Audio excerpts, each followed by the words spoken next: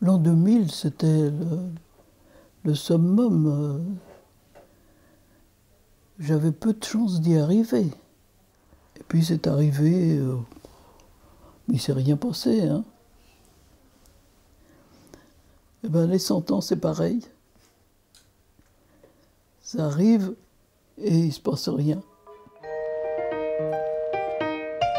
Il est 9 h, petit foulard autour du cou et chignon noir impeccable, la silhouette de Lucie, 99 ans, arpente déjà d'un pas énergique les rues de Lorient. Vous allez où là, Lucie? À la gym, travailler. Et vous faites ça depuis longtemps? Depuis 50 ans, Depuis 50 ans, vous allez à la gym. 4 fois par semaine. Difficile à croire, mais à presque 100 ans, elle ne déroge jamais à sa routine sportive. Seule sa vue qui baisse a failli la priver de son plaisir. Alors, depuis un an, ses amis de la salle de gym se relaient pour la guider. Je m'installe, moi, attendez. J'arrive, j'oublie tout. C'est ma gym, c'est l'environnement, c'est tout. Je fais le vide et je me régale. Et je pédale. Allez, Lucie, montrez un petit peu comment vous faites. Une demi-heure de cardio pour réchauffer les muscles et dérouiller les articulations, avant d'attaquer la suite du programme. On va là-bas? Lucie, allez, on va là-bas. On déplie sa canne. Non, ça va, ça va. Super. Allez, bah oui, mais je vous laisse faire toute seule comme une grande. Hein. Ça va? Non, ça va. Oui, oui, Lucie, mais je vous touche pas. Lucie, c'est une force de la nature, mais aussi un caractère bien trempé. Pas question, même après ce premier effort, de s'appuyer sur Fabienne, la directrice de la salle de sport. Allez, allez, allez, allez. Ça va aller, ça va aller. Après le rituel petit bisou de Georges, place à la musculation. Une première machine pour faire travailler ses épaules et son dos, puis la sportive va suivre tout un circuit. Là, on travaille aussi bien tout le haut du corps que le bas du corps. Il y a tout. Et chacun travaille, voilà, Oui. doucement, À son rythme. tranquillement, à On son voit rythme. si une machine ne Voilà. vous convient pas, ben on ne le fait pas. Ouais. Non, par exemple, celle-là là-bas Oui, ne me là-bas, convient vous pas, allez pas le faire ben au je ne le niveau de fais la pas. presse. On sent soi-même si la machine vous convient ou vous fait mal. Si... Ben on ne le fait Elle pas. connaît on fait... tout par cœur. On fait Voilà. autre chose. Malgré une sciatique qui la fait souffrir, Lucie ne s'écoute pas et enchaîne les exercices, toujours sous le regard attentionné de Fabienne. Ça va, Lucie? Très bien. Ça tire pas trop sur le dos, non, là? Non, non, Non, ça c'est va. bon. Très bien, très bien. Parce que là, Du sport, oui, mais ce qui permet à Lucie de garder le moral, ce sont surtout les complicités qu'elle a nouées au fil du temps. C'est l'ancien commando, lui. On parle de nos guerres avec lui. Hein. Parce qu'il a fait l'Indochine, moi, je n'ai pas fait l'Indochine, mais il a fait l'Algérie, moi, j'ai fait l'Algérie. Alors, on discute de nos guerres. Elle a, comment dirais-je, elle était infirmière de l'armée. Moi, j'espère que j'irai jusque-là. J'en suis à 88. 88. 12 ans, ça passe vite. Hein. C'est lui qui prend la relève. Maintenant, il faut assumer. Hein. Pétillante et enjouée, Lucie a séduit les habitués de la salle de sport. Tous sont aux petits soins. Alors en ce jour particulier, Je me chantais, moi aussi. ils lui ont réservé une surprise. 2, 3, ouais! 100 ans. Merci, merci. Grâce à l'amélioration des conditions d'hygiène de vie et du système de santé, les femmes et les hommes qui atteignent cet âge sont de plus en plus nombreux. En 1900, ils étaient 100, et aujourd'hui, ils sont près de 24 000 en France. Et certains sont dans une forme extraordinaire. Mais quel est leur secret pour traverser les générations et rester en pleine forme? Pour essayer de percer ce mystère, nous sommes allés à leur rencontre. Dans l'intimité de son atelier à Saint-Malo, Denise, 100 ans, retouche l'un de ses tableaux. Pour elle, depuis toujours, l'inspiration, c'est une histoire d'instinct. Quand j'ai une toile blanche, je ne sais pas ce que je vais faire dessus. Il suffit que je fasse un trait et tout le reste vient comme ça. Et des toiles blanches, Denise en a vu défiler sur son chevalet. Sa passion pour la peinture naît très tôt et lui trace un destin singulier. Jeune fille, elle suit les cours des Beaux-Arts à Rennes, puis même une vie de bohème dans le Paris de l'après-guerre. C'est là qu'elle rencontre son mari, artiste céramiste. Ensemble, ils ont 7 enfants. On avait des pièces dans les galeries et on allait voir si on avait vendu. On ne savait pas la veille avec quoi on vivrait demain. Ça, c'était dur. C'était dur avec les enfants. On ne pouvait pas s'organiser au point de vue budget. On était toujours dans le rouge. Mais quelles que soient les difficultés, Denise avance forte et tranquille. Elle et son mari réussissent à vivre de leur art. Alors aujourd'hui, ce sont des centaines d'œuvres qui peuplent la galerie que tient leur fille, Marine. Dans les anciennes, celle-là, elle part. Ce matin, mère et fille passent en revue les toiles sélectionnées pour une rétrospective. Celle-ci, elle y va aussi. Au détour des œuvres de toute une vie, le passé ressurgit. Celle-là, j'aime beaucoup. C'est une nature morte. Imaginaire. Oui. Mais c'est aussi le reflet d'une technique qu'elle a dû abandonner avec le temps. C'est pareil, ça, il y a eu toute une période où tu as beaucoup travaillé les matériaux avec l'acrylique. Ça, c'est très, très physique. Parce que... Oui, c'est pour ça que j'ai arrêté. Parce que je ne pouvais plus. C'est très, très physique. C'est un art complet. Le corps y est pour beaucoup. On n'a pas le même corps à 50 ans qu'à 80 ans. Ou à 100 ans. Comme beaucoup de centenaires en pleine forme, Denise ne se laisse pas envahir par les regrets. Grâce à son incroyable capacité d'adaptation, elle transforme ses faiblesses en force. Les anciennes sont plus dans les terres, les ocres, les couleurs un peu moins fortes, moins criardes. Par exemple, c'est vrai qu'on est dans des tons beaucoup moins forts que les dernières. Je ne dois plus voir les couleurs. Alors j'exagère. Je ne me souviens plus de celle-là. Tu veux que je la sorte pour t'en souvenir? Oui. Je me dis, oh, c'est moi qui ai fait ça. Mais c'est complètement oublié parce que pour moi, une peinture qui est finie, elle n'existe plus. C'est le plaisir de faire qui est l'intérêt. Elles sont toutes belles. Savourer l'instant, savoir oublier, Denise semble avoir de nombreux petits secrets pour traverser les âges. Mais le plus grand, c'est la peinture. Peindre, c'est sa respiration hors du temps. Le monde peut s'écrouler. Le reste perd de l'importance. Ça me fait partir dans un autre monde. Au fond, c'est une drogue.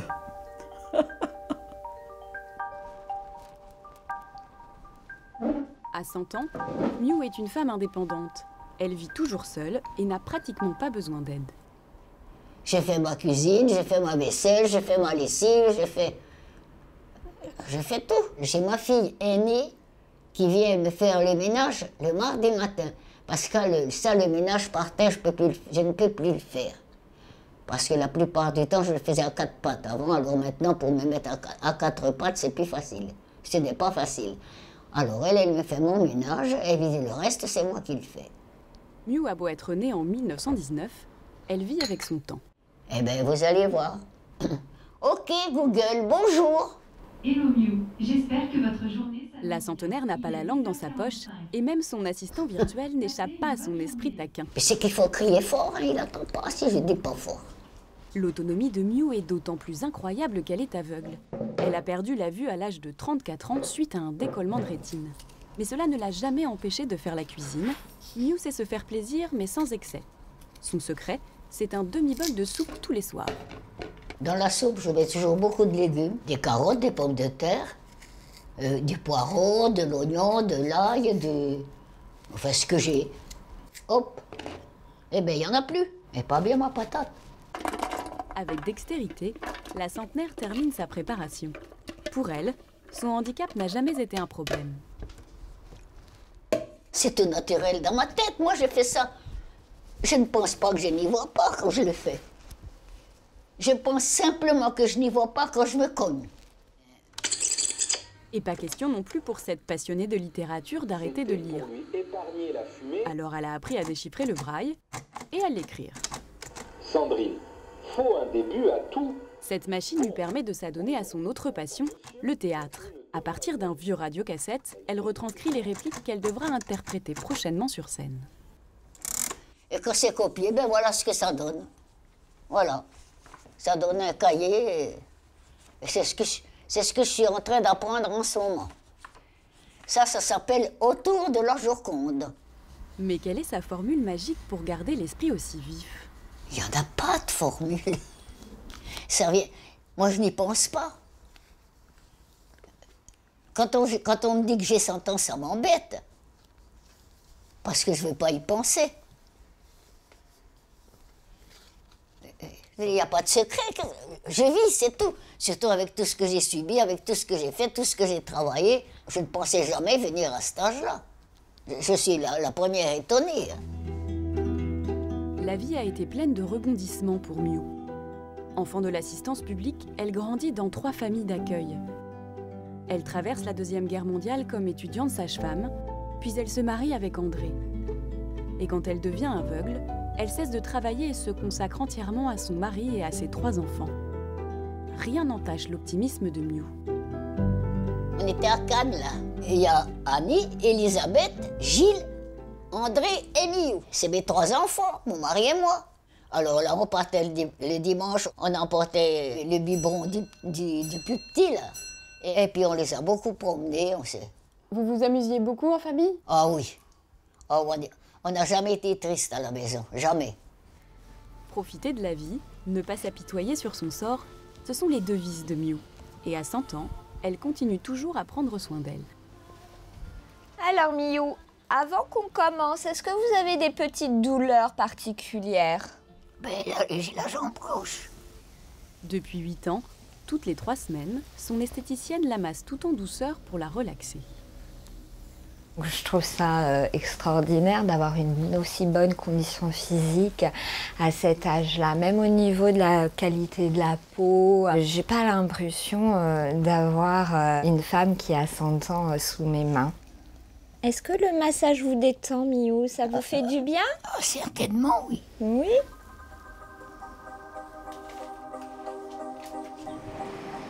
Chevilly-la-Rue.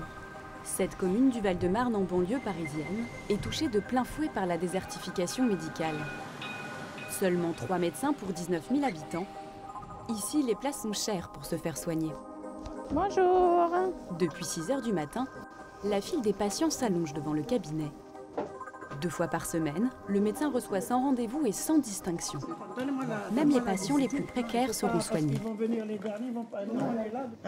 Marquez les gens qui sont là. Bon, je marque la première alors, moi. Oui, la À 9 h, c'est toujours le même rituel. Il faut jouer des coudes pour inscrire son nom sur la liste scotchée au mur. D'accord, attendez, doucement, doucement. Au milieu du tumulte de la salle d'attente, le premier patient s'engouffre dans la salle de consultation. Ah, comment ça va? Imperturbable, le docteur Chenet commence sa journée. À 98 ans, c'est le plus vieux médecin de France. Ah bah ça va, oui. C'est sec, on peut laisser comme ça même. Ah bah il s'est blessé là. Il y a des blessés pour porte. Il s'est blessé, alors on est obligé de faire du sérum antitétanique parce qu'on ne sait pas du tout son statut vaccinal. Hein. Même si l'âge ralentit ses gestes, le médecin est en parfaite santé. Et il continue à mettre son expérience au service des patients. Il sait qu'il est l'un des derniers remparts contre le manque de soignants. Parce que c'est bien ça, il n'y a plus d'infirmières dans le quartier. C'est une race en voie de disparition, comme les généralistes. Mais c'est pas logique, ça devrait être une infirmière qui fait ce travail-là. On vous pique là ou dans la fesse, comme vous voulez. Dans le bras. Oui, le bras, oui. Voilà, ça y est. On est tranquille, il n'y aura pas de tétanos. Qu'importe ses 75 ans d'exercice et son corps qui fatigue, le docteur Chenet reste attentif. Ça gratte. Ça gratte. D'accord, oui. Et malgré la barrière de la langue, il essaie de comprendre et de soulager au mieux ses patients. Il y aura 2 sortes de pommades. Une pour les démangeaisons, là, puis l'autre que vous avez eu l'autre jour. Alors, vous avez votre feuille, là. Pour ceux qui n'ont pas de carte, ils ont des feuilles comme ça, là. Dans les dispensaires, ils refusent ces papiers-là. Il y a un dispensaire qui a 300 000 € de subventions par an, ici. Ils refusent ces papiers-là. Hein. Il y a une secrétaire qui filtre à l'entrée, qui vérifie sur Internet si les papiers sont bons. Moi, je n'ai pas le temps de vérifier sur Internet si ces papiers sont bons. Hein. À près de 100 ans, le docteur Chenet ne se gêne plus pour dire ce qu'il pense. La seule chose qui compte pour lui, c'est soigner. Avec calme et humanité, il enchaîne les consultations. Il prend le temps qu'il faut pour chacun, malgré le monde dans la salle d'attente. Ça fait 30 ans que je le vois. Moi, je l'ai choisi parce qu'il y avait une amie à moi qui le connaît bien et elle le connaît depuis déjà 30 ans, elle aussi. Eh ben, elle m'a dit, c'est un beau médecin, il faut le voir. C'est lui qui va te suivre. Eh ben, c'est vrai. C'est un bon médecin. Il a beaucoup d'expérience. À chaque fois que j'ai besoin de lui, je suis là. Voilà. Le docteur Chenet, j'espère qu'il continuera. Continuer, c'est bien ce qu'il désire. Mais s'il peut le faire, c'est aussi grâce à son entourage. Ça va? Ça va. Ça a été? Oui, ça a été. Un ami de longue date vient régulièrement lui donner un coup de main.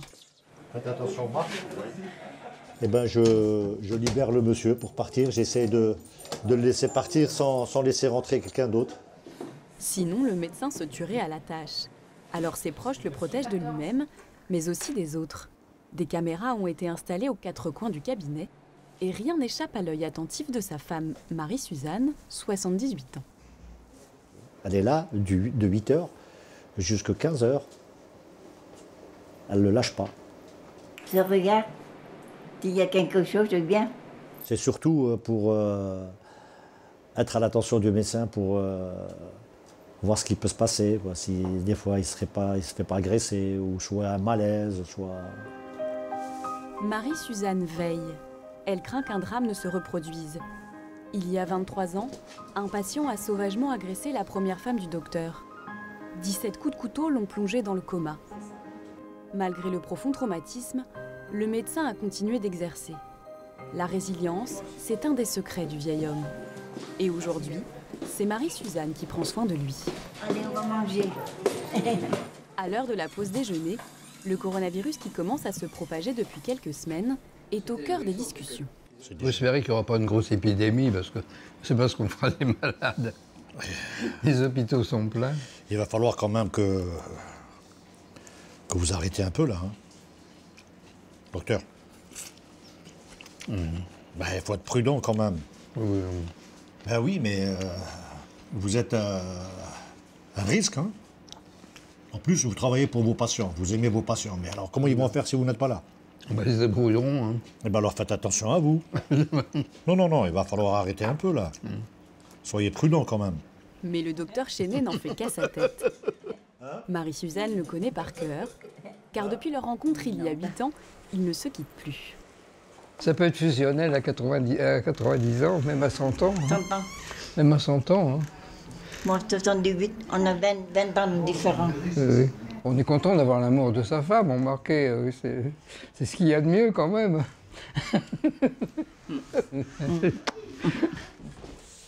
Mais il faut déjà retourner travailler.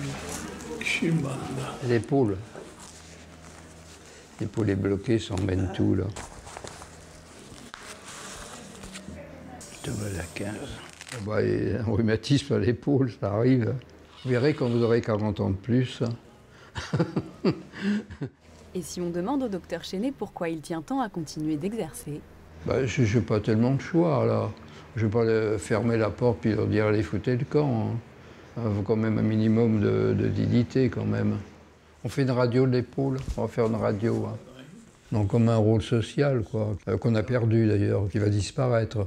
Mais vous l'avez encore? Oui, je l'ai encore, moi alors bon, je le garde, mais je me rends bien compte que c'est obsolète, complètement obsolète, et que ça ne peut pas marcher dans le système actuel.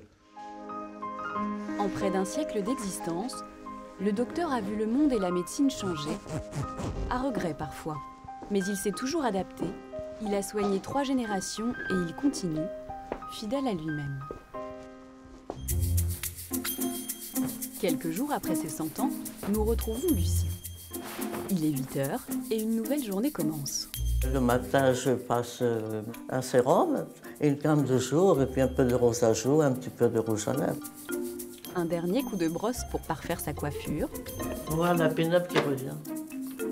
Et l'obsession de la pin-up, c'est de ne pas faire son âge. Je tiens beaucoup à être moderne. Je tiens à suivre la mode, mais des modes simples, jeans et tout. Je suis toujours en jean et tout. Et je veux rester moderne dans ma tête. Lucie est attentive aux moindres détails de sa tenue, surtout depuis que sa vue baisse. Ça se m'enquise le matin quand je pars. Est-ce que je suis bien? Est-ce que les boutons sont à leur place? Parce que j'avoue que je ne vois pas, même dans la glace. Hein. Ça y est, tout va bien. Et voilà, je prends ma canne et on est parti. Ça y est, Lucie est prête pour sa séance de kiné hebdomadaire. Aujourd'hui, c'est sa fille qui l'accompagne. Même si la centenaire ne laisse rien paraître, l'âge commence parfois à se faire sentir. Ben, j'ai quand même une sciatique. Je suis sous cortisone. Le matin, je suis bloquée. Hein. Pas la nuit ça va. Mais le matin, je suis bloquée. Hein. Vous avez des douleurs? Ben oui, je suis coupée en deux parce que je peux plus. Mais je m'écoute pas. Ça y est, on avance? Oui, c'est parti. Bon, allez, oui, pas trop fatigué quand même? Son kiné lui a conçu un programme sur mesure. L'objectif, aider la centenaire à garder le maximum de mobilité et d'autonomie. Voilà. Pareil, donc je prends la balle, en fait, je l'écrase bien avec le pied, je maintiens un petit temps, je lève bien en fait le genou, je décolle mon pied du ballon, et là je retape. La balle, voilà, écrasez bien et tapez, voilà, en douceur. Lucie doit voir en fait le ballon et elle doit coordonner, c'est-à-dire que la vision, elle doit intégrer cette information-là, transmettre aussi donc à ses jambes, en fait, on va dire, pour qu'elle puisse en fait écraser le ballon, mais à un instant qui est relativement rapide. Donc elle doit s'adapter en fait à un brusque changement, à une nouvelle information. Et donc elle s'adapte, elle écrase en fait le ballon. Grâce à ces exercices pour stimuler les réflexes de la marche et son équilibre, Lucie garde confiance en elle. On change de pied, on y va. Une condition indispensable pour bien vieillir. En vieillissant, on a des peurs aussi. C'est que des fois, on aura tendance en fait à essayer de moins bouger par peur en fait de tomber. Et là, c'est une sorte de cercle vicieux qui peut s'installer parce que ça va créer un déconditionnement en fait. C'est bien. Lucie n'est pas dans cette dimension-là. Et ça, c'est extraordinaire. Et même en pleine concentration, Lucie ne manque jamais une occasion de plaisanter. Content du défilé ou pas? Peut-être que le défilé qui verront une vieille de 100 ans diront tiens, on pourrait peut-être la prendre, on ne sait jamais. Un pied devant l'autre, super. Jusqu'au bout, j'irai. Hein. Si un jour j'abandonne, c'est que vraiment, c'est que je ne peux pas.